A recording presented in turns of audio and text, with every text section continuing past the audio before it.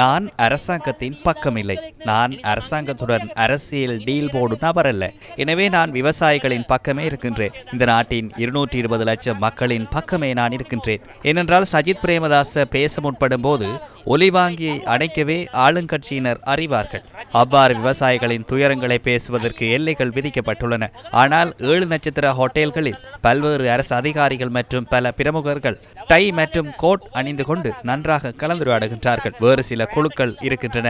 அவர்கள் பகல் நேரத்தில் உங்களுக்காக பேசுகின்றார்கள், மக்களுக்காக பேசுகின்றார்கள். ஆனால் இரவில் ரகசியமாக சென்று சர்வதேச நாணயத்துடன் பேசி ஆமாம் நீங்கள் செய்யும் காரியங்கள் நல்லது என்று கூறுகின்றார்கள். எனவே பயப்பட வேண்டாம். டை கோட் அணிந்திருப்பதற்காக நாம் இந்த நாட்டின் சாதாரண மக்களை, பொதுமக்களை ஒருபோதும் காட்டிக் கொடுக்க மாட்டோம். நாம் அரசாங்கத்துடன் டீல் போட போக மாட்டோம்.